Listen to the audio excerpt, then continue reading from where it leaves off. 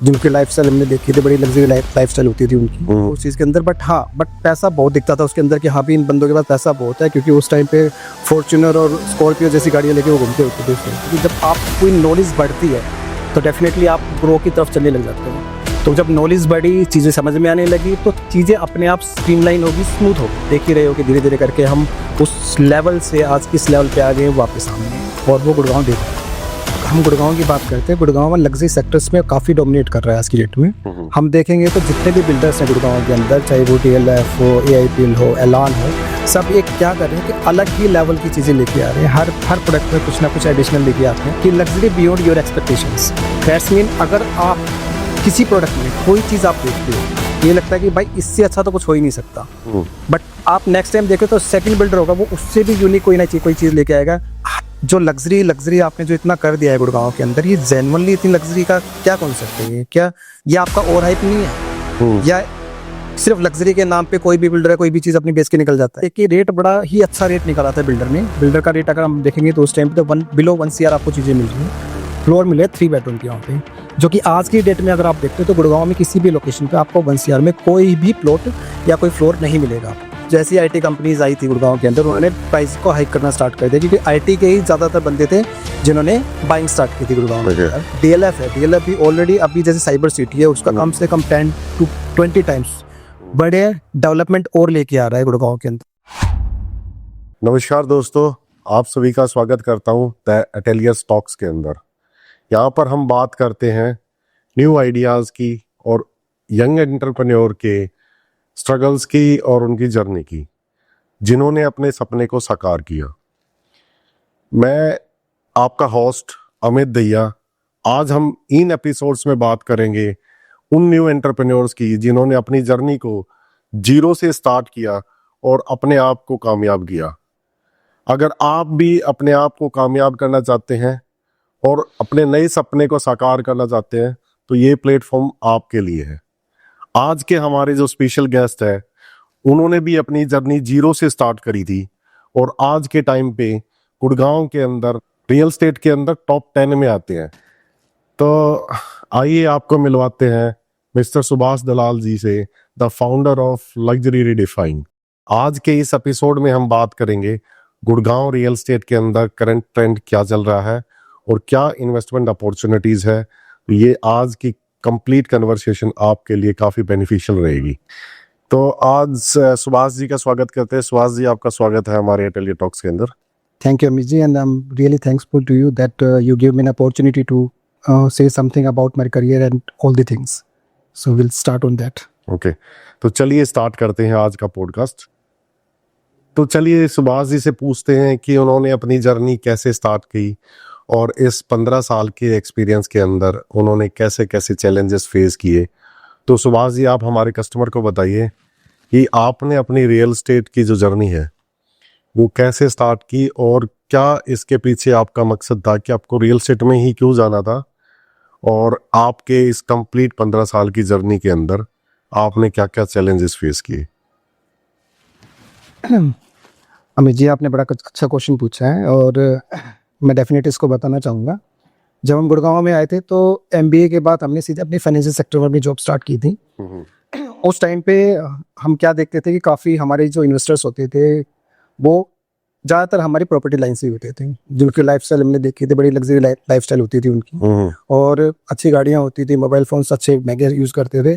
तो as a youngster हमें वो देख के बड़ा अच्छा लगा। हम ये सोचते कि यार ये चीज़ें तो हमारे पास भी होनी चाहिए, हम ये कब चीज़ें परचेज करेंगे। तो उस टाइम पे हमने क्या किया कि उनको देख के हम वो लुक्रेटिव लाइफ को देख के इतना अच्छा लगा कि हमने फिर अपनी जॉब को एक तरफ किया, फिर हमने उस तरफ सोचा।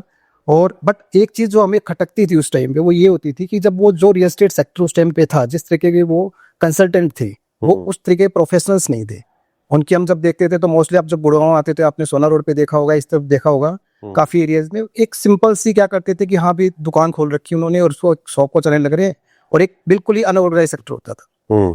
तो वो थोड़ा सा हमें अजीब लगता था उस चीज़ के अंदर। बट पैसा बहुत दिखता था उसके अंदर कि हाँ भी इन बंदों के पास पैसा बहुत है, क्योंकि उस टाइम पे फॉर्च्यूनर और स्कॉर्पियो जैसी गाड़ियाँ लेके वो घूमते होते थे उस टाइम पे। तो वो थोड़ा सा एक एज ए यंगस्टर्स हमें बड़ा अच्छा लगा। हमने सोचा कि यार ये चीज़ें तो हम भी कर सकते हैं, हमें करना चाहिए इसके अंदर। तो फिर हमने उसके लिए थोड़ा सा लुक फॉरवर्ड किया और उसमें उस लाइन में आने के लिए कुछ रिसर्च स्टार्ट की अपने उसके ऊपर। ओके। तो बट आई गेट एडवांटेज कि जो मेरा यंगर ब्रदर है मिस्टर सिराज दलाल, वो ऑलरेडी इसी सेक्टर्स में काम कर रहा था। तो फिर मैंने उससे बात की इस चीज़ के लिए कि भाई मैं भी अब इस रियल एस्टेट सेक्टर में ही आना चाहता हूँ, कुछ इस रियल एस्टेट सेक्टर के लिए मैं करना चाहता हूँ इसके अंदर। तो फिर हमने साथ मिलकर स्टार्ट किया उस काम को। एक स्टार्टिंग हुई धीरे धीरे करके, फिर हमने एक जॉब, पहले जॉब ही की थी, क्योंकि आप किसी भी सेक्टर में जाने से पहले अगर आपको मास्टर बनना है तो you need to know the basics of everything. तो उसके लिए आपको कहीं ना कहीं ज्वाइन करना बहुत जरूरी था। तो वो हमने एक सेक्टर के लिए कहीं ज्वाइन किया, पहले वहाँ से स्टडी की। एक तरह से वो एक हमारे लिए एक इंस्टीट्यूशन ही था उस टाइम पे। तो हमने वहाँ से उसके बारे में सीखा काफ़ी। और देन उसके बाद आफ्टर 2 and 3 years के बाद हमने स्टार्ट किया कि यार अब अपना खुद का करेंगे, और उस प्रोसेस के लिए हम आगे चल पड़े। कोई स्ट्रगल्स फेस करी इस ड्यूरेशन में आपने? डेफिनेटली अमित जी, स्ट्रगल देखो हर चीज़ में स्ट्रगल है कि आप जब भी कोई नई चीज़ स्टार्ट करते हो तो स्ट्रगल डेफिनेटली आपको करना पड़ेगा, क्योंकि आपके उसके बेसिक्स को आपको पता होना बहुत ज़रूरी होता है। तो उसके लिए काफ़ी मेहनत भी की थी, उसके लिए हर साइट पे जाना, चीज़ों को समझना, प्रोडक्ट को समझना, और बहुत सारे मल्टीपल साइजेस होते थे जो हमें याद रखने पड़ते थे। तो उस टाइम पे वो हमने उस सब को हमने कंज्यूम किया कि हाँ भी इस तरीके की चीज़ें भी होती हैं।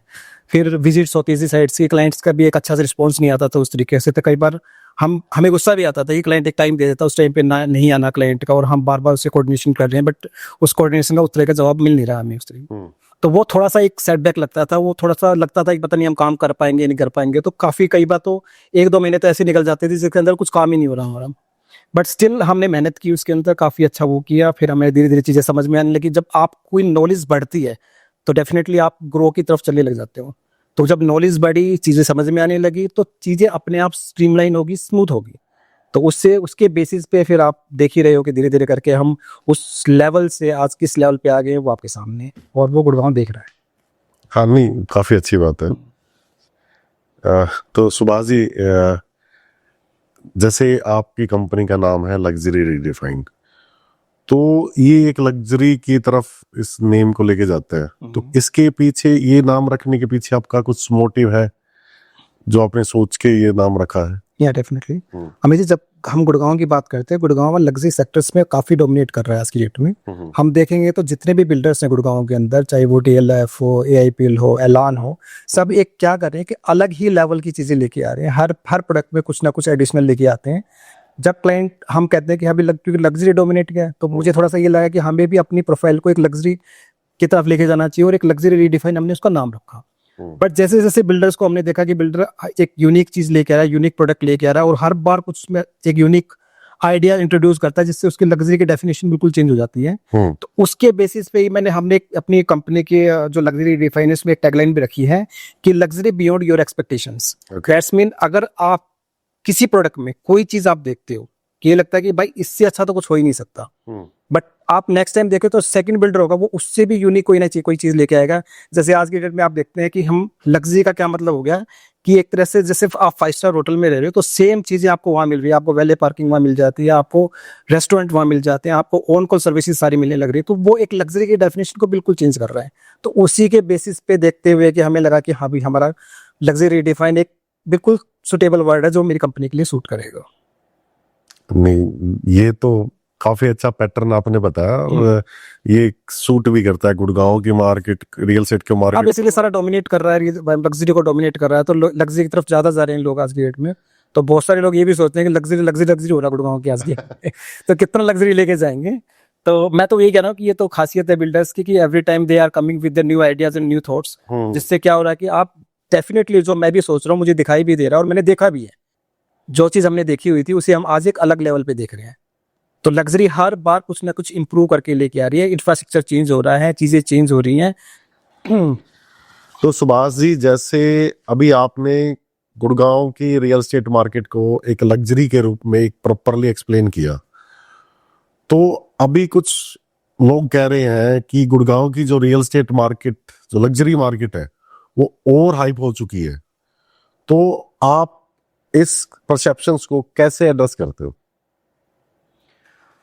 अमित जी, आपका कहना कहीं ना कहीं सही भी है, क्योंकि हम कई बार ये देखते हैं, कई कस्टमर्स का भी हमारे पास कॉल आता है और कई बार उनका फीडबैक भी होता है जब उनसे हम बात कर रहे होते हैं कि जो लग्जरी आपने जो इतना कर दिया है गुड़गांव के अंदर, ये जेन्युइनली इतनी लग्जरी का क्या कॉन्सेप्ट है? क्या ये आपका ओवर हाइप नहीं है, या सिर्फ लग्जरी के नाम पे कोई भी बिल्डर है कोई भी चीज अपनी बेच के निकल जाता है? तो इस तरह की चीजें हो रही हैं। तो मेरे हिसाब से कहीं ना कहीं ये बात सही है। बट मैं क्या कहना चाहता हूँ इसके अंदर कि अगर जो लग्जरी डिपेंड करती है या जो लग्जरी का सही हाइप है जहाँ पे, वो आपका डिपेंड करता है आपकी लोकेशन पे और आपके बिल्डर के ऊपर। इस टाइम पे जो लग्जरी की हाइप बनी हुई है तो कस्टमर को थोड़ा सा अपने ऊपर ध्यान देना पड़ेगा। उससे सबसे पहले जो मैं कहना चाहूंगा इस वीडियो के थ्रू कि उसे इतनी मेहनत करने से पहले उसे एक राइट कंसल्टेंट की जरूरत है इस टाइम पे, जो कि उसे गाइड कर सके कि आपको किस डायरेक्शन में जाना है। क्योंकि आप विदाउट कंसल्टेंट, इसका मतलब आप एक ऐसी नाव में बैठे हुए हैं जिसके अंदर आप है ना कंफ्यूज हो कि मुझे कहाँ जाना है। ठीक है, तो एक कंसल्टेंट है वो, उसके पास सारी इंफॉर्मेशन होती है, उसको अच्छे से पता है कि आज मार्केट किस तरफ जा रही है और कौन सा प्रोडक्ट है ठीक है, कौन सा गलत है, मुझे आपको किस प्रोडक्ट के साथ एसोसिएट करना है, किसके साथ नहीं करना है। तो लग्जरी के नाम से मत भागो खाली, क्योंकि बहुत सारी चीजें ऐसी हैं कि बहुत सारे बिल्डर ऐसे प्रोडक्ट लेके आ रहे हैं जो मुझे नहीं लगता कि फ्यूचर में they will complete that product also. तो मुझे उन पे डाउट्स हैं, तो उन प्रोडक्ट्स पर मैं बिल्कुल भी हाथ नहीं रखता और ना मैं उन पे काम करता हूँ। तो मैं सिर्फ इसमें यही बोलना चाहूंगा कि एक आपके से ना राइट कंसल्टेंट होना आपके पास बहुत जरूरी है, क्योंकि बहुत सारे ऐसे बिल्डर्स हैं जो मार्केट में जो लग्जरी के नाम पे बहुत सारी चीजें बेच रहे हैं। बट राइट प्रोडक्ट को चूज करना और राइट बिल्डर के साथ जाना वो बहुत ज्यादा इंपॉर्टेंट है। अगर आप वो तभी पॉसिबल हो सकता है जब किसी एक राइट कैंडिडेट को सिलेक्ट करते हो या कंसल्टेंट को सिलेक्ट करते हो। क्योंकि देखो कंसल्टेंट एक ऐसा बंदा है जो जितने भी गुड़गांव में कंसल्टेंट है, they know each and everything about the builder, कि भैया ये बिल्डर देगा या नहीं देगा, कहाँ पे कमाई है कहाँ पे नहीं है, मुझे सब पता है। बट उसको ये भी पता है कि ये बिल्डर एक स्ट्रॉन्ग बिल्डर है कि यहाँ पे आप लगा सकते हो। तो ऐसे जो आप कंसल्टेंट की हम बात करेंगे वो लिमिटेड से कंसल्टेंट होते हैं, बट वो उसको ढूंढना भी आपकी एक सर्च है जो आपको करना पड़ेगा उसके लिए। नहीं, आप सुभाष जी आप सही कह रहे हो, क्योंकि गुड़गांव की मार्केट में क्या हो रखा है कि काफी सारे नए नए बिल्डर्स आ रहे हैं जिन्होंने अभी काम रिसेंटली ही स्टार्ट किया है और उनके पास पता नहीं होता कि उनके पास फंड अवेलेबल है या नहीं है। तो हम थोड़े से प्रॉफिट के लिए ना विदाउट कंसल्टेंट को हायर किए हुए, उसके प्रॉपर इंफॉर्मेशन उससे लिए हुए हम वहां पे इन्वेस्ट कर देते हैं। और फिर बाद में क्या होता है कि वो उनके पास फंड होता नहीं उन बिल्डर्स के पास में, और वो प्रोजेक्ट अधूरे रह जाते हैं। फिर जो हमारी मेहनत की कमाई है वो वहीं पे अटक जाती है, वो पता नहीं वो कब निकलेगी कब नहीं निकलेगी। तो आप ठीक कह रहे हो कि कंसल्टेंट जो है वो जरूरी है और आपको एक राइट कंसल्टेंट से जरूर सर्च करना चाहिए। सुभाष जी, हर जगह बोला जा रहा है कि द्वारका एक्सप्रेसवे गुड़गांव के लिए गेम चेंजर है। तो जैसे भी प्रोजेक्ट के अंदर डिले है या फिर प्राइसिंग के अंदर बबल है, तो आप इसको कैसे देखते हैं? जो हमारे न्यू इन्वेस्टर्स हैं उसके लिए क्या ये सही बात है या फिर अभी इन्वेस्टमेंट करने के लिए उनके पास अपॉर्चुनिटी नहीं है? अमित जी, मैं सिर्फ एक चीज कहना चाहूंगा कि हर एक टाइम इन्वेस्टमेंट का होता है, चाहे वो आपका मार्केट डाउन हो तो आपका ज्यादा बेटर अपॉर्चुनिटी मिलती है आपको वहाँ पे बाय करने की, क्योंकि आपको बिल्डर्स है ना काफी लुक्रेटिव स्कीम्स देते हैं आपको उसके अंदर, जिसमें जैसे कई बार 30-70 या 35-65 का जैसे पेमेंट प्लान निकाल दिया उन्होंने। तो वो एक अपॉर्चुनिटी है जो आप ग्रैब करोगे तो आपकी पेमेंट कम जा रही है, but you have the span of time to retain it. ठीक है, बट मैं बबल इसलिए नहीं कहना चाहूंगा क्योंकि बबल काफी जगह बबल भी है, क्योंकि आपके जो प्राइसेस हैं वो ओवर प्राइस है। अगर मैं द्वारका एक्सप्रेसवे स्पेसिफिकली, जैसे आपने मुझसे पूछा है कि द्वारका एक्सप्रेसवे, तो मैं द्वारका एक्सप्रेसवे भी आपको प्रोडक्ट का सिलेक्शन बहुत जरूरी है कि आप किस तरह के प्रोडक्ट में इन्वेस्टमेंट करना चाह रहे हो और क्या उस प्रोडक्ट कैसा होना चाहिए कि आपकी एग्जिट हो सकता है नहीं हो सकता है।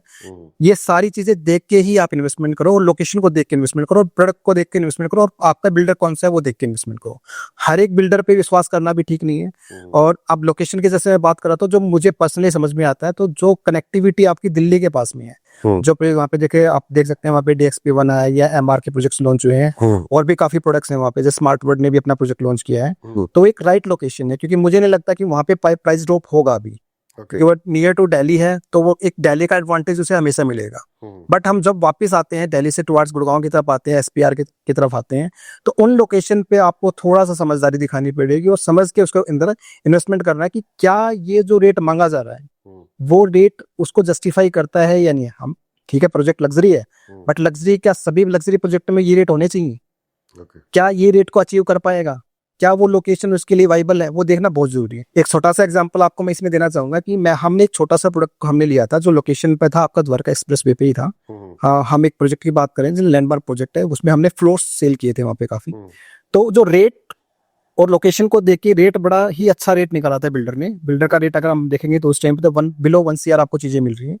फ्लोर मिले 3 बेडरूम की वहाँ पे, जो कि आज की डेट में अगर आप देखते हो तो गुड़गांव में किसी भी लोकेशन पे आपको 1 CR में कोई भी प्लॉट या कोई फ्लोर नहीं मिलेगा आपको। डेफिनेटली। तो उस टाइम पे जो हमने इन्वेस्टमेंट्स कराई थी क्लाइंट्स की, एक पेमेंट प्लान बड़ा ही लुक्रेटिव पेमेंट प्लान था, उसमें 30-40-30 का, जिसे 30 पेमेंट करने के बाद बंदे को आपका इजीली आपका वो एग्जिट भी कर गया उस प्रोजेक्ट के अंदर से, और जो नया बायर आया है वो भी फर्दर एग्जिट कर गया। तो मतलब आप 1 या 2 बार हम प्रॉपर्टी को हम सील कर चुके हैं उसके अंदर, बट स्टिल आज की डेट में भी जब आज उसका प्रोडक्ट का रेट आपका 1.35 से लेके आपका 1.5 तक का रेट है, वहां पे भी एंट्री करना बनता है, क्योंकि आप जितने नए प्रोजेक्ट्स आ रहे हैं वो आपके 2.5 CR के आपके आ रहे हैं।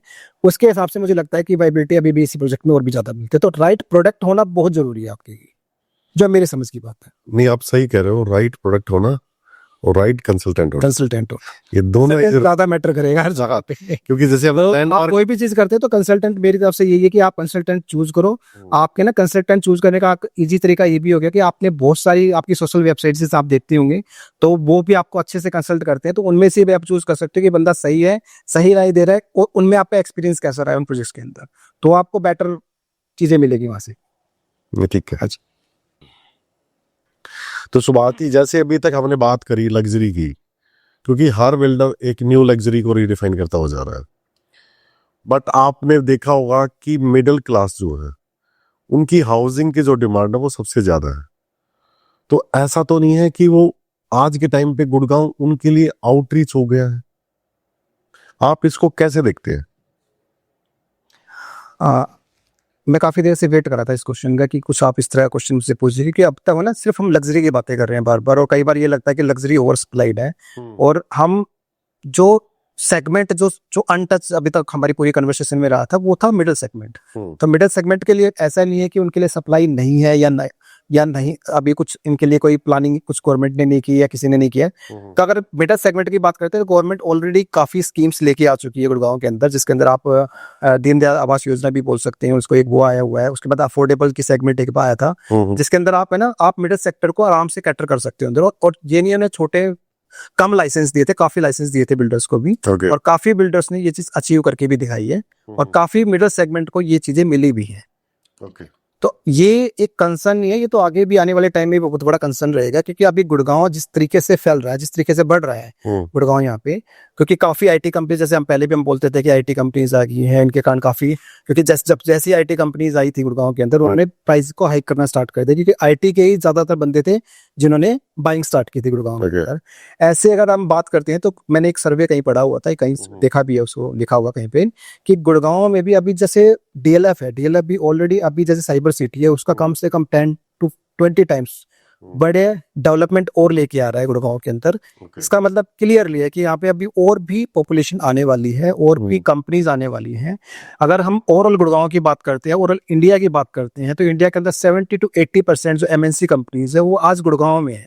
तो अगर गुड़गांव जिस तरीके से डेवलप हो रहा है, जिस तरीके से बढ़ रहा है, तो आने वाले टाइम में ये कंसर्न और भी बढ़ेगा, क्योंकि जब कंपनीज आएंगे तो ये तो नहीं है कि वहाँ पे सीईओ आएंगे तो 100 करोड़ का अपार्टमेंट सिर्फ, जैसे अभी डीएलएफ ने सील किया था तो उसके कंपनी के सीईओ ने ले लिया है। जितने भी स्टार्टअप्स जो आए थे, स्टार्टअप से आप अभी देखा होगा तो मैक्सिमम जो बाइंग हुई है अभी, जो हम कमेलियाज बोल रहे हैं, दहलियाज बोल रहे हैं, उनमें जो बाइंग गई है अभी, वो सारी जो स्टार्टअप्स के जो बंदे थे उन्होंने बाइंग की है। इसका मतलब हमारी गवर्नमेंट जो स्टार्टअप्स के लिए जो प्लानिंग की थी, जिस तरीके से उनको इनिशिएट किया था, क्योंकि आप देखोगे तो स्टार्टअप्स जो कंपनियां थी आज वो बहुत बड़े लेवल पे चली गई हैं, ठीक है। तो उन जो आप बड़े लेवल का मतलब, मेरा कहने का मतलब यही है कि क्योंकि वो बंदे आज 100 करोड़ का अपार्टमेंट खरीद रहे हैं गुड़गांव के अंदर, इसका मतलब आप सोच सकते हैं कि किस लेवल पे वो चली गई है कंपनियां।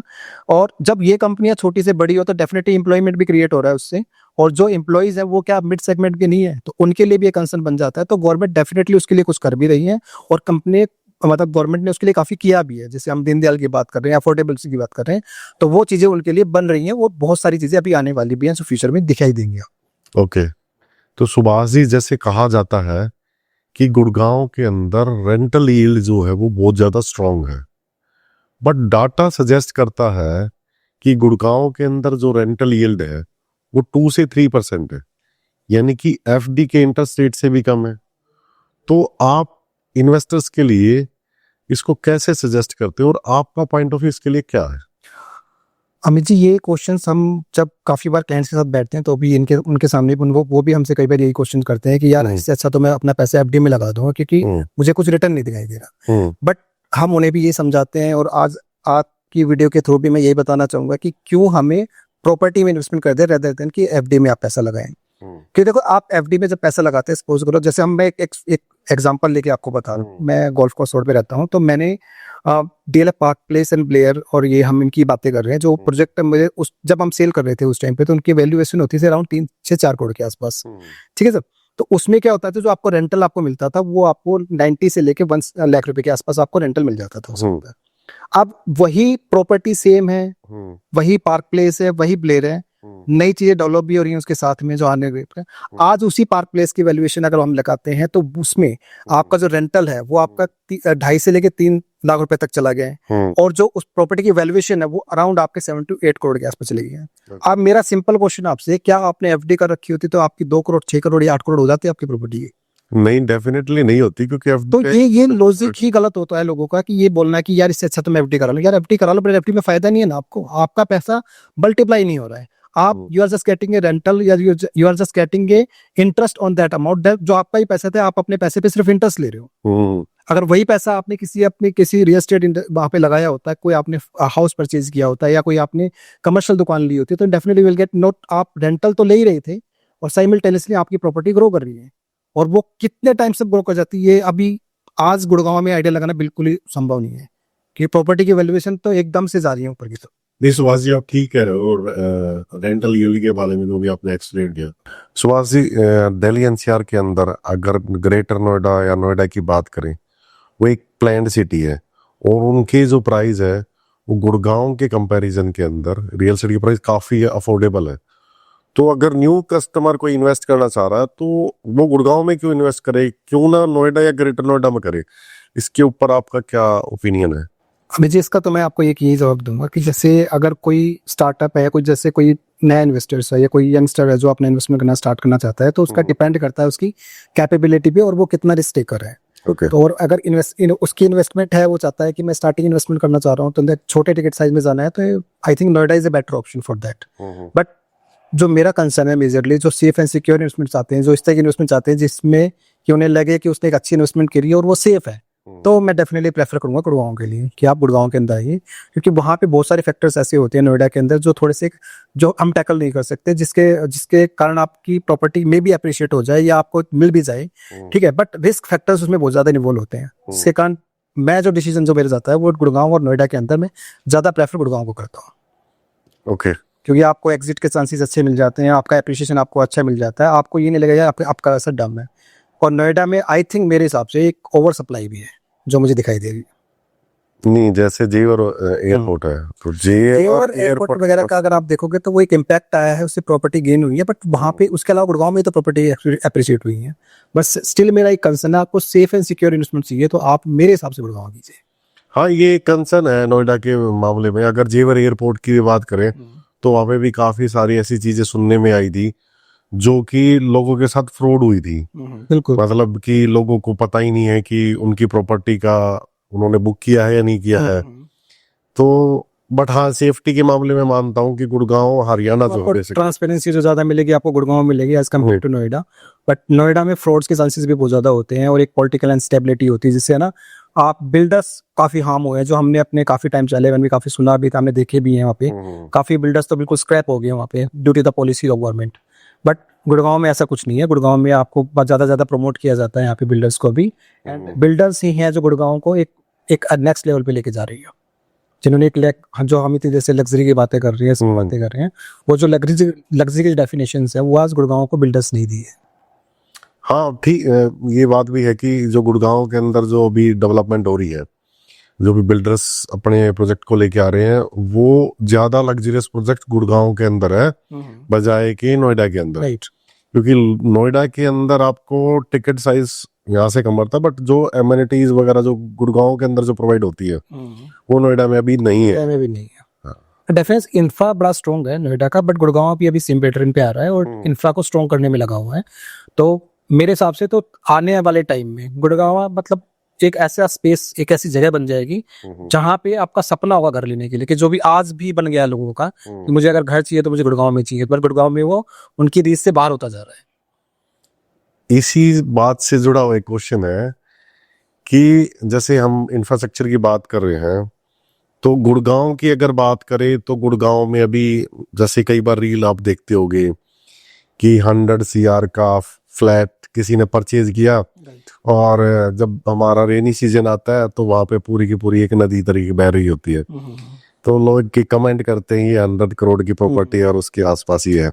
तो ये गुड़गांव में एक कमी है क्योंकि पॉल्यूशन ज्यादा है यहाँ पे। रोड क्या जो इंटरनल जो रोड्स है वो काफी डिस्कनेक्टेड है, और उसके अलावा जो इंटर अभी मतलब वो उस लेवल की जो ग्रोथ अभी जो होनी चाहिए वो सिटी के अंदर नहीं है। तो इसलिए जो भी न्यू कस्टमर जो आ रहा है ना, जो न्यू इन्वेस्टर आ रहा है, तो वो ये रील्स वगैरह देख के उनको लगता है कि जो लग्जरी अभी जो लेके आ रहे हैं, तो क्या इसकी ऐसा तो नहीं कि बहुत ज्यादा हाइप होगी हो और इंफ्रास्ट्रक्चर डेवलप नहीं हो रहा है, तो अगले आने वाले 5 से 7 साल के अंदर उसका आप क्या फ्यूचर देखते हो? क्या ये जो इंफ्रास्ट्रक्चर है ये कंप्लीटली डेवलप होगा राइट आने वाले 5-7 साल में, या ऐसा ही रहेगा? अगर ऐसा ही रहता है तो क्या ऐसा तो नहीं है कि जो लग्जरी जो भी मार्केट जो 4 से 5 साल में जो इतनी ग्रोथ करी है वो एक स्लो डाउन की तरफ चला जाए? देखो अभी गुड़गांव जो मुझे दिखाई दे रहा है उस हिसाब से तो अभी जो स्टोरी है वो अभी रुकती हुई नहीं दिख रही है। मुझे तो अभी अगले 5 से 7 साल में ग्रोथ और भी ज्यादा दिखाई देगी, और भी ज्यादा गुड़गांव को एक नेक्स्ट लेवल पे देखा जाएगा। बट वो मैं आपसे बातों से डेफिनेटली एग्री करता हूँ कि जो ग्रोथ स्टोरी जो अब तक हमें अचीव कर लेनी चाहिए थी, जैसे आपने कहा कि रील्स चल रही है, सोशल मीडिया इतना स्ट्रॉन्ग हो गया आज की डेट के अंदर कि आपको अच्छी चीजें दिखा रहा है तो आपको बुरी भी दिखा रहा है। तो आपने काफी वीडियोज भी देखे होंगे जैसे पानी भर जाता है या कुछ ऐसा होता है, पूरा जाम की आपने वीडियो देखी है, पूरा गुड़गांव एकदम से जाम होता है, 5-5, 6-6 घंटे के लिए आपका ट्रैफिक जाम रहता है, जो एक मेजर कंसर्न है गुड़गांव के लिए। क्योंकि आप एक स्मार्ट सिटी है, गोल्डन सिटी की बातें करने लग रहे हो, और उस सिटी के अंदर इतनी भयंकर चीजें चल रही है कि आप जा रहे हो, आप एयरपोर्ट तक आपको जाना है तो आपको एयरपोर्ट जाना है तो एयरपोर्ट जाने में आपको 5 से 6 घंटे लग जाते हैं कई बार पहुंचने में, कि आपकी फ्लाइट डिले हो जाती है, उसमें आपकी फ्लाइट मिस कर लेते हो आप उस चीज। एक्चुअली ये एक्सपीरियंस मैंने खुद भी लिया है। एक्चुअली मैं क्या एग्जांपल बताता हूँ। मेरे को कहीं से मैं वापस आ रहा था तो किसी को मैंने बोला था कि आप मेरे को गुड़गांव में थे, उन्होंने मेरे को बोला था कि मैंने पिक कर लेना मेरे को एयरपोर्ट से और घर पे चलना। मेरी फ्लाइट आ गई है और 6 घंटे में वो मेरे पास पहुंचे हैं। तो ऐसा कई बार होता है, वो ठीक कह रहे हो। ये किस्से हम सुनते भी रहते हैं। जैसे मैंने मेरे एक इन्वेस्टर से उनसे भी मैंने बात की थी, उन्होंने भी यही बताया था कि बॉम्बे से उन्होंने फ्लाइट ली थी यहाँ से, वो सेम स्ट्रक्चर जैसे बॉम्बे का है गुड़गांव भी वही होता जा रहा है। उन्होंने अपनी स्टोरी बॉम्बे की बताई थी उस टाइम पे। उन्होंने कहा बॉम्बे से जब वो गुड़गांव आ रहे थे तो वो गुड़गांव से अपने घर पहुंच गया, मतलब यहाँ से उन्होंने जस्ट जैसे आप सोनीपत से हो तो वो भी एक रिमोट उस एरिया से थे, जैसे सोनीपत या किसी एरिया से थे, तो वहां वो आराम से पहुंच गए वहां पे। बट अभी तक मतलब उसके 2-3-4 घंटे तक वो बंदा अभी तक बॉम्बे से अपने घर नहीं पहुंचा, जो कि उसके घर से मेरे ख्याल में आधी ही घंटे की ड्राइव थी। तो वो मतलब ये चीजें तो होती रहती हैं, हम ये नहीं कह सकते सिर्फ गुड़गांव में ही हो रही है और बॉम्बे में नहीं हो रही है, तो वो हर जगह है। बट उस पर कंट्रोल करना, उसको रेक्टिफाई करना बहुत जरूरी है। किसी भी सिटी को ग्रो करने के लिए, डेवलप करने के लिए ये चीजें बहुत ज्यादा जरूरी हैं। तो मैं यही कहूंगा कि अगर जैसे हम बात कर रहे थे ग्रोथ स्टोरी के लिए, तो डेफिनेटली अभी गुड़गांव बहुत आगे जाने वाला है, बहुत सारी चीजें चेंज होने वाली है और एक अलग और एक नेक्स्ट लेवल पे दिखाई देगा आपको गुड़गांव। बट जो इसकी ग्रोथ को रोकने लग रही है, वो आपका डेफिनेटली यही जो क्वेश्चंस हैं, यही जो चीजें हैं जो उसको ग्रोथ को रोक रही हैं, जैसे आपका वाटर ब्लॉगिंग हो रही है, आपका ट्रैफिक जैम हो रहा है, ये चीजें क्या इंफ्रास्ट्रक्चर स्ट्रॉन्ग ना होना, ये सारे रीजंस हैं जो उसको रोक रहे हैं। बट अगर ये चीजें स्ट्रीमलाइन हो जाती हैं, ये सारी इन चीजों को परफेक्टली अगर गवर्नमेंट को हैंडल कर लेती है, तो definitely will see Gurgaon on the next level. तो ग्रोथ स्टोरी मुझे नहीं लगता है किसी लेवल पे भी रुकती दिखाई दे रही है। मे भी हो सकता है कि एक ये रीजन भी है कि गुड़गांव अभी डेवलपिंग स्टेज पे है, क्योंकि कंटिन्यूस जो गुड़गांव का जो जैसे न्यू बिल्डर लॉबीज आ रही है, मतलब काफी जगह फैला हो रहा है। अभी मेरे ख्याल से जो मेन कोर गुड़गांव है वहां पे रेजिडेंशियल जो लैंड है वो अभी शॉर्टेज हो चुकी है। अभी फरूक नगर, पटौदी, इस साइड में, मानेसर की साइड में गुड़गांव फैल रहा है, तो कंप्लीटली डेवलप होता जा रहा है। तो हो सकता है कि इस वजह से भी ये जो कंस्ट्रक्शन, जो इनर रोड का कंस्ट्रक्शन है वो थोड़ा सा स्लो, बट मेरे को लगता है कि आने वाले 5 साल के अंदर ये अच्छा ग्रो करेगा और प्रॉपर्टी भी अच्छी ग्रो करेगी। बट जैसे UER2 स्टार्ट हो गया तो वो भी एक शॉर्टेस्ट डिस्टेंस हो गया जो गुड़गांव को, द्वारका एक्सप्रेस हाईवे को, सारे को कनेक्टिविटी। राइट।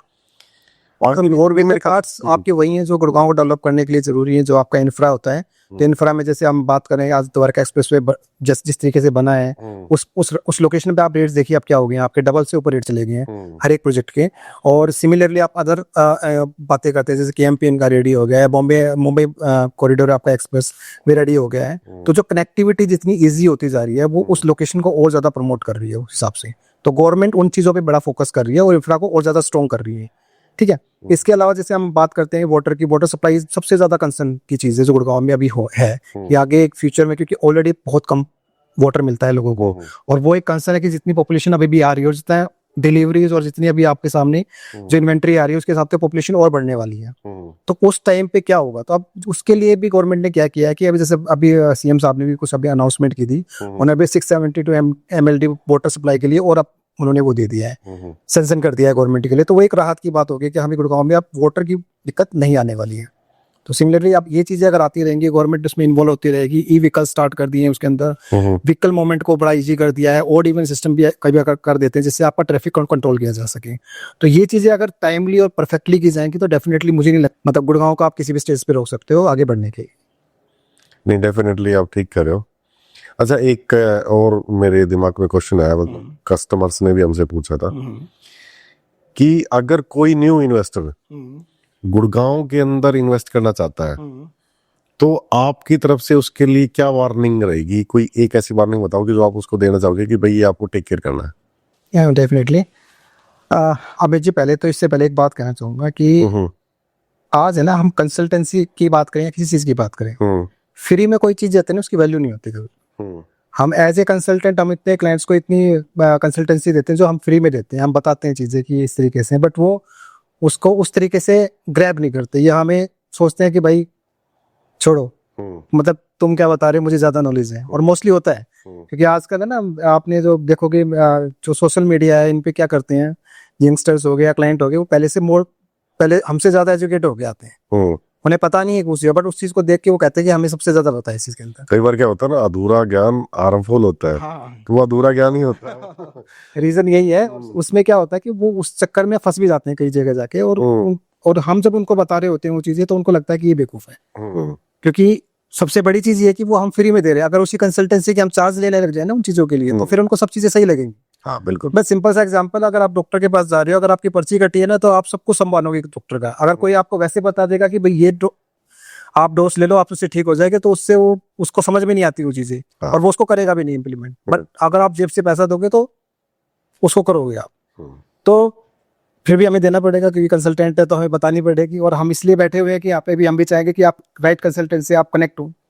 तो जो यंगस्टर्स हैं या जो न्यू इन्वेस्टर्स हैं, उनके लिए मैं सिर्फ यही कहना चाहूंगा कि किसी भी प्रोजेक्ट में इन्वेस्टमेंट करने से पहले आप उसका ड्यू डिलिजेंस जरूर कराएं, उस प्रोजेक्ट के बारे में समझे। किसी भी नए बिल्डर के पास एकदम से ना जाए, आप बिल्डर का ट्रैक रिकॉर्ड जरूर चेक करें कि हाँ भी इस बिल्डर्स ने अभी तक कितनी प्रॉपर्टीज बनाई है, किस लेवल की प्रॉपर्टीज बनाई है, और लोकेशन चेक करें। बहुत सारे पैरामीटर्स हैं उनके, उनको आप चेक करें उसके अंदर जाके। बट इन सब का एक ही पैरामीटर होता है जो कि आपका कंसल्टेंट है। तो आप एक अच्छे कंसल्टेंट को आप हायर करें, या एक कंसल्टेंट को आप कनेक्ट करें जो आपको बेटर एडवाइस कर सके, उसकी डीप नॉलेज आपको प्रोवाइड कर सके। तो एटलीस्ट आपको किसी ना किसी कंसल्टेंट पे ट्रस्ट करना पड़ेगा। ऐसे कंसल्टेंट को से ही कनेक्ट करें, उनके साथ आप आगे बढ़े, मैं यही चाहूंगा आपसे। बट जैसे अभी आपने बीच में बोला ना कि कई बार कस्टमर उन पे ट्रस्ट नहीं कर पाता, तो मेरे को लगता है कि ना इसके पीछे ना कस्टमर की जो मंशा है ना वो भी अच्छी नहीं होती। क्या होता है कि एक रियल एस्टेट कंसल्टेंट जो है उसकी एक मेहनत होती है कि वो एक अच्छी एडवाइस देता है, क्योंकि मार्केट को उसका इन एंड आउट सारा पता होता है कि कौन सा बिल्डर अच्छा है कौन सा नहीं है।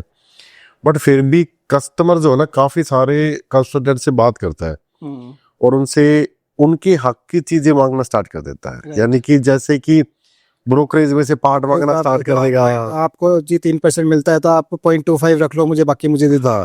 बट उनको ये नहीं पता होता कि एक कोई भी कंसल्टेंट होता है कि वो आपको हर चीज आपके टाइम टू टाइम आपको इन्फॉर्म करेगा। आपका जब तक आपकी प्रॉपर्टी परचेज नहीं होती तब तक वो आपके साथ है। प्रॉपर्टी परचेज होने के बाद अगर उसमें कुछ इश्यूज आ जाते हैं तब भी वो आपके साथ है, और उसके बाद उसको एग्जिट करवाने में भी वो आपके साथ है। प्रॉपर वो आपके वो तो वो प्रॉपर आपको गाइडेंस देता है। उस गाइडेंस की कोई इंपॉर्टेंस नहीं होती कस्टमर के लिए। तो उस वे को सोच के ना कई ब्रोकर्स ऐसे होते हैं जो मिसगाइड भी कर देते ये रीजन होता है, जैसे कई बार कहते हैं कस्टमर ये कहते हैं यार मैं ब्रोकर पे ट्रस्ट नहीं करता। हैं। रीजन क्या है कि भाई मैं उसे कॉल करता हूँ, मेरा कॉल पिक नहीं कर रहा है या कुछ वो नहीं कर रहा है। यार आपने जब प्रॉपर्टी परचेज की तो आपने क्या उसकी मेहनत, जो उसका हक था, आपने अपनी आंखें सिर्फ उस पे रखी, आपने उसको उसकी मेहनत का पैसा उसे नहीं दिया, ठीक है। और आपने जो उसकी, मान लो उसकी कोई भी XYZ उसकी ब्रोकरेज कुछ बनती थी, आपने उसको सिर्फ 0.25, अरे आप उसके ऑफिस जाओ, उसके एक्सपेंसेस देखो, उससे बहुत सारी चीजें होती है, उसकी मेहनत देखो आप उस चीज के अंदर। फिर आप ये एक्सपेक्ट कर रहे हो कि वो बंदा आपका फोन नहीं उठा रहा और आप उसको फिर बोल रहे हो कि वो गंदा है। अरे जो आपका काम करना था, आपका चेक उठा के वहां लगवा दिया, उसका आपने पैसा दे दिया उसको, बट जो उसने मेहनत की उसका तो आप कुछ बोल ही नहीं रहे। तो यहाँ पे ये सारी चीजें आती है। बट मैं रिक्वेस्ट तो यही करूंगा कि आप एक अच्छे कंसल्टेंट के साथ जुड़ रहे हो तो उसे उसकी मेहनत का पैसा आप जरूर, जो कि उसका हक बनता है। कहानी हक तो बनता ही है। तो सुभाष जी, जो हमारे यंग इन्वेस्टर्स हैं और जो गुड़गांव के अंदर इन्वेस्ट करना चाहते हैं, तो आप उनको सबसे पहली वार्निंग क्या दोगे और वो उसके पीछे क्या आपका मोटिव रहेगा? हमें जो बहुत सारे इन्वेस्टर्स हैं जो अभी यंग है, और काफी इन्वेस्टर्स ऐसे हैं जो गुड़गांव को चूक गए थे, उन्होंने पैसा नहीं इन्वेस्टमेंट कर पाए वहाँ पे। तो अभी जो गुड़गांव जिस तरीके से आगे बढ़ रहा है, तो मैक्सिमम जो बंदे हैं वो चाहते हैं कि हम गुड़गांव में इन्वेस्टमेंट करें, बट एक राइट डायरेक्शन में इन्वेस्टमेंट करना और एक सही तरीके से इन्वेस्टमेंट करना वो बहुत ज्यादा जरूरी है। तो इस ड्यूरेशन में क्या होता है कि आपको क्या करना है कि आप जब भी कोई आप नई इन्वेस्टमेंट करना चाह रहे करना, तो फर्स्ट तो मैं यही बोलूंगा कि अगर आपको नहीं पता है किसी चीज के बारे में, आपको नहीं जानते हैं चीज के बारे में, या उस जगह से अवेयर नहीं है अच्छी तरीके से, तो आपके लिए एक राइट कंसल्टेंट होना बहुत ज्यादा जरूरी है। तो आप उससे कंसल्ट करें, उससे चीजें लें, उससे से आप बात करें सारी चीजें। अदरवाइज आप चाहते हैं कि फिर भी आप खुद भी एक चीजें देखना चाहते हैं, तो आप जिस बिल्डर का प्रोडक्ट लेना चाहते हैं उसकी लोकेशन चेक करें, उसके फंडामेंटल्स चेक करें कि इस बिल्डर ने पीछे क्या किया है, किस तरह की चीजें बनाई हैं। आप उसका रिकॉर्ड चेक करें पूरा का पूरा कि हाँ भी जो कोई भी बिल्डर XYZ जो उसने पीछे अपने बैकग्राउंड में क्या क्या काम किया है अभी तक, तो क्या उन्होंने फ्रूटफुल डिलीवरी दी है नहीं दी है, तो उसकी वो एक तरह से आपकी ड्यू डिलिजेंस हो जाता है इस तरीके से कि भाई इसके फाइनेंसेस भी स्ट्रॉन्ग है, आगे फ्यूचर में कोई प्रोजेक्ट लेके आ रहा है इसको कंप्लीट करके आपको देगा। तो ये ज्यादा जरूरी है इन चीजों को देखने में। और दूसरा ये है कि आप जब भी कोई प्रोजेक्ट लेते हो तो वो लोकेशन, किस तरह की लोकेशन को आप चूज करते हो, क्या उसके जो हिडन चार्जेस वगैरह होते हैं, 50 चीजें होती हैं जो उसके अंदर होती हैं जो आपको नहीं पता होता, आपको बाद में पता लगता है जब आप प्रॉपर्टी बाय कर लेते हैं। तो वो चीजें आपको पता होनी बहुत ज्यादा जरूरी है। और उस प्रोडक्ट को लेने से पहले आपके माइंड में ये, अगर आप एज ए इन्वेस्टर उसको बाय कर रहे हो तो इसको हम किस तरीके से और क्या एडवांटेज है और किस टाइम पे हम इसको एग्जिट कर सकते हैं, वो जानना बहुत ज्यादा जरूरी है उसके अंदर। तो वो मुझे जो लगता है उसके हिसाब से तो आपके साथ एक राइट कंसल्टेंट होना बहुत जरूरी है। तो आपको किसी ना किसी पे तो ट्रस्ट करना पड़ेगा, और ट्रस्ट बहुत ज्यादा जरूरी है क्योंकि रियल एस्टेट है वो कंसल्टेंट से चलता है। आज जितने भी कंसल्टेंट हैं उनको डीपली नॉलेज है एक एक प्रोडक्ट की, एक एक बिल्डर की, एक एक बंदे की। तो आपको, मेरे हिसाब से आपको राइट डायरेक्शन देंगे, आपको उनकी सुननी चाहिए, ना कि आपको सिर्फ अपनी बतानी चाहिए।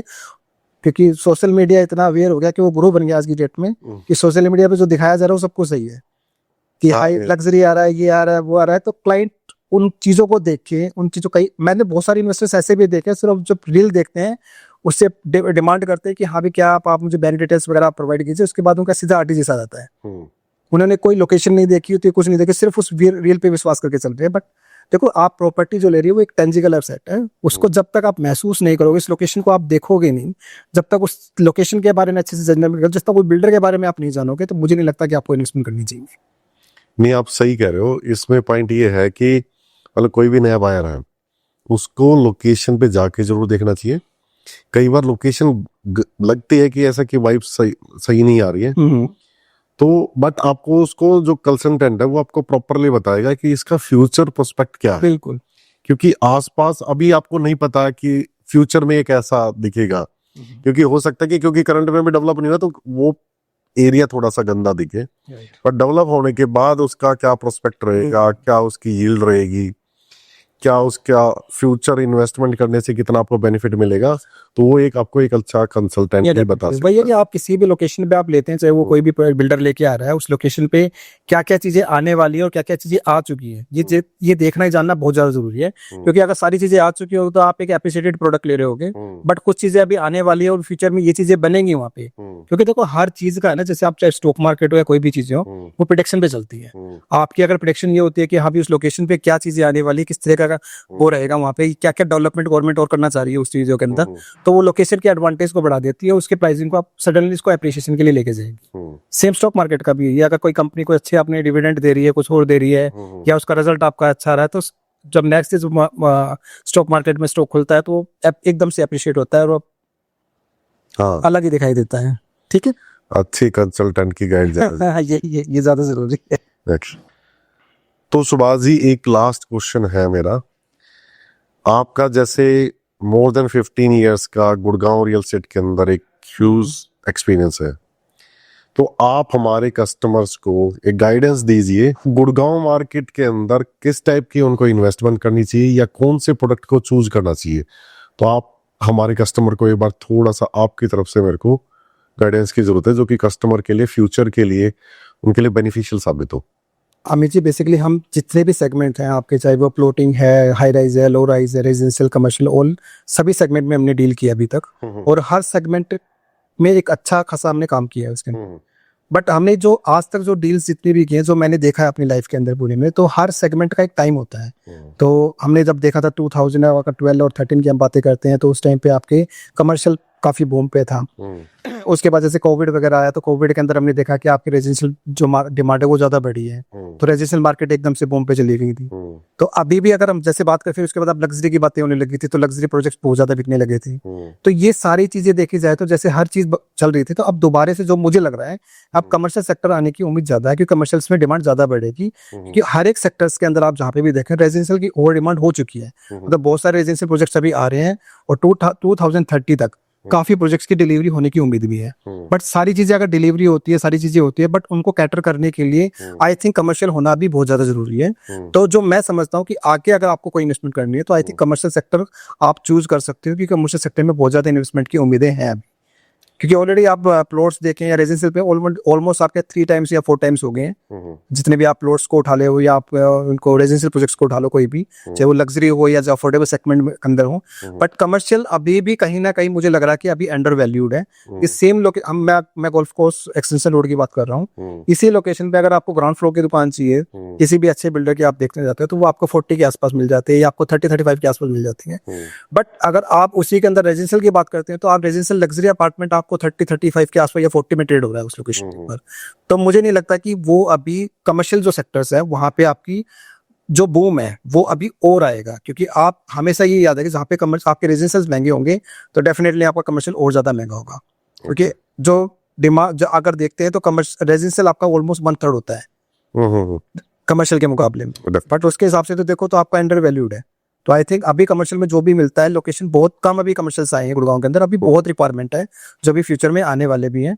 तो मुझे लगता है कि आपको इन्वेस्टमेंट करनी चाहिए, और काफी अच्छे बिल्डर्स हैं जो आपको रिटर्न भी दे रहे हैं प्रॉपर्टीज के ऊपर, कि आपको उसमें आपको अच्छा खासा AR भी मिल रहा है, तो आप वो भी ले सकते हैं। वो प्रॉपर्टी आपको एक रिटर्न भी मिलेगा, उस बनने के बाद आपको एक एप्रिशिएशन का अलग से दिखाई देगा उसके अंदर। तो कमर्शियल बेटर ऑप्शन है एज कम्पेयर टू ऑल मेरे लिए। ओके, यानी कि फ्यूचर फ्यूचर के लिए मैं कमर्शियल को सजेस्ट कर रहा हूँ, कि लोगों को कमर्शियल सजेस्ट कर रहा हूँ उस टाइम पे।